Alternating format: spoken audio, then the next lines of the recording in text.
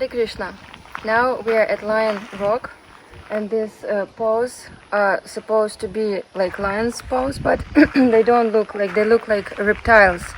The 3 fingers and 1 rudimental, so it's not really lion. But there is no head, so we cannot say for sure who was that. And the archaeologists, they couldn't find the head, any facts what animal is that. But anyways, this is the ancient palace or fortress of the king. What was his name? Kṛṣṇa king. Yeah, we will go up. It's quite a tough climb on the stairs, but yeah, we will see the beautiful view and very mysterious things on the top. This is around 12th century AD, so it means like 800 years ago, and many things are still kept here, like these bricks. Maybe they are not 800 but less, but still under the sun, under the rain, 8 months, during 8 months there are rainy season here, and they are still preserved as it is. So it's can imagine what techniques people had at that time.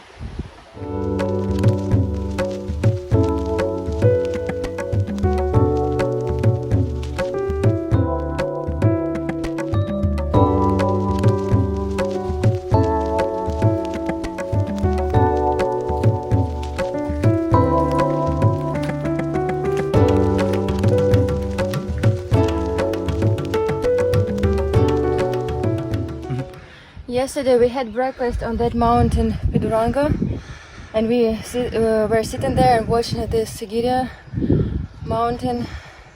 Actually, Giriya is mountain sea, like Simha, like lion, the mount of the lion. So yeah, these 2 mountains are close to each other, and people can look at both. Now we are climbing the stairs, and it's pretty difficult, tiring. But how people at ancient time went upstairs without these stairs? Don't tell us that there was the stairs. It's impossible. And the other question, why these carvings or this kind of stairs are made there? What was the purpose? That's still the question which has no answer.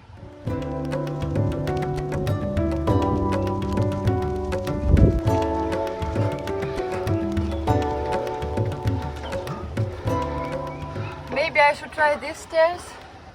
These look better, more authentic, more convenient probably. If they were stairs, who knows.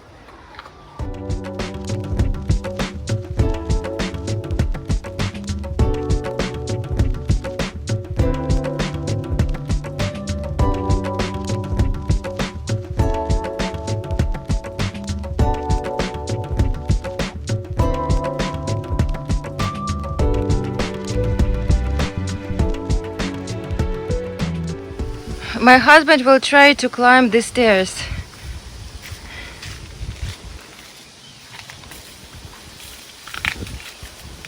Good luck. Of course it's possible, yes, it's possible, but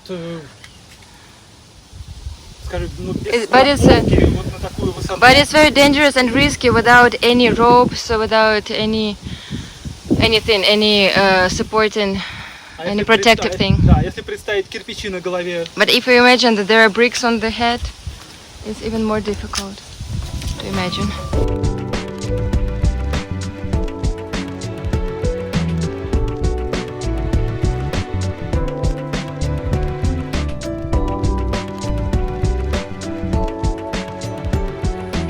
There are many professional videos about this place, explaining the mystery and the greatness of this place.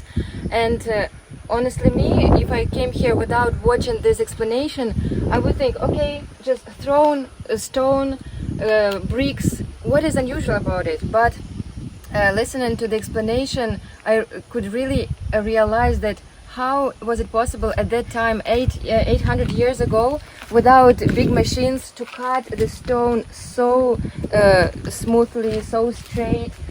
These lines are just as they should be. Look at this. Like in the modern construction and architecture, it's not a big deal to make it in this way. But if we imagine that so many 100 years ago, it was possible to make it without machine on such a height, but there is a thought that there were developed technologies at that time also. And we will maybe never find the answer to this question. We can just come here to get this vibe, which is quite impressive. So many bricks here, and they are still as they are, in spite of the rains that come so often. Because the modern bricks, they wouldn't stay as it is as these bricks.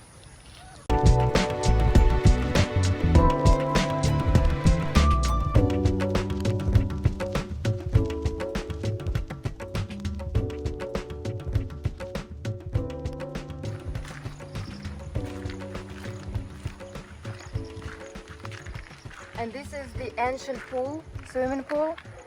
And how was it possible to make this pool in the rock, in the solid rock with those primitive tools? In our understanding, they were primitive, but as we can see now, and we know Angkor Wat, and now we know this place. How was it possible to make it with just primitive things? So, in my opinion, 1,000 years ago, it was not some outdated, primitive living. People were highly developed, probably much even developed than now. Amazing. The people were swimming here. There was a palace. I can't imagine where this palace was because it's not a big space here, but the pool is impressive. Very natural, very cooling. Maybe we'll go and swim a little bit.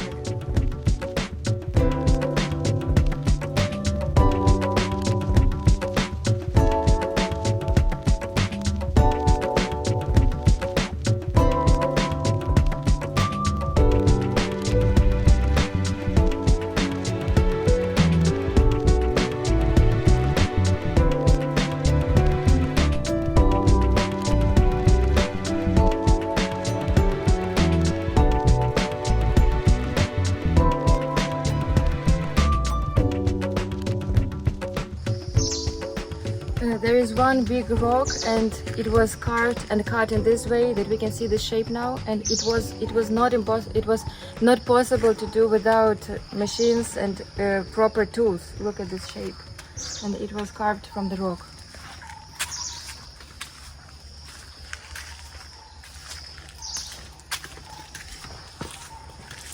There is a throne here. Maybe someone was sitting and giving lecture, giving a speech.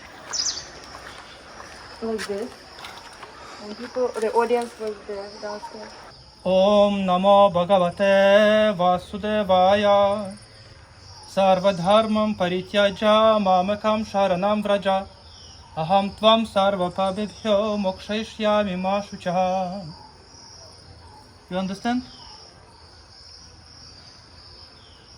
No?